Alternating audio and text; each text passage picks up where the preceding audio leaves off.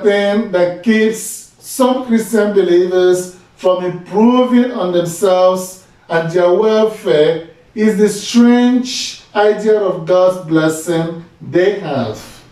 They pray and wait for a finished product from God, like money from nowhere, appointments in positions they are not even prepared for. This is part of the consequences of taking the biblical promises literally. When Jesus said, "If you ask me for anything, I will give it," the promise is true, but it does not mean that if you ask for a child, you get one dropped in front of you. Or if you pray for a job position, you get it without first having the right qualifications and even applying for it. Process is part of the fulfillment of God's promises and blessings. There is order with God.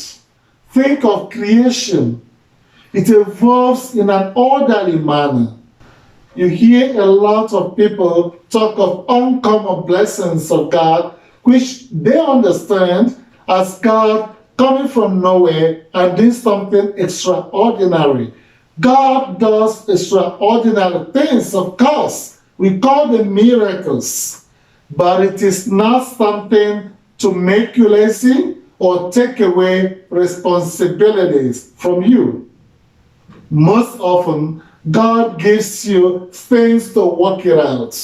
In creating us, God has already deposited in us things that will enable us to process whatever He asks to us in the form of blessings. He gave us intelligence. Once we are inspired by His Spirit, we can process and translate inspiration into concrete reality. When He gives us an opportunity, we can take advantage of it to become productive. When He brings us into contact with people, we can build relationships. When God places us in any situation, He expects us to look around, see the possibilities that exist there, reflect on what we can do with what we have to get the best out of it. In the book of Genesis, we read that God placed Adam in the garden to cultivate and care for it. He gave them no finished products. They had to figure out how to get their needs from the raw material available in the garden. We need to get it right. God's promise of blessing does not encourage laziness.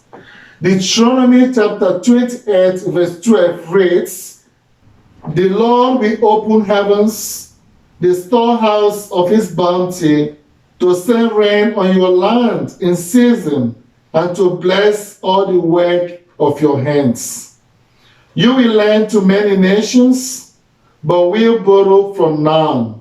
It didn't say God will give you money. No. It says God will give rain to your land from His storehouse. And you have to work the land to produce something in order to be rich. Otherwise, you must borrow rather than lend to others. Now, let's face it. Prayer is the bedrock and the key to everything. It is your connection with God. But at the same time, you cannot replace prayer with work, nor work with prayer. Both go together. Consider the sequence that Jesus Himself followed. He would always go away to pray, even spending the whole night in prayer. But He would work very hard during the day. When He was accused of healing on the Sabbath, in His defense, Jesus said to them, "My Father is always at His work to this very day. And I too, I am working. Jesus also said in John chapter 9 verse 4, as long as it is day, we must do the work of him who sent me. Night is coming when no one can work. Following the example of Jesus, St. Augustine is quoted to have said, pray as though everything depended on God. Work as though everything depended on you.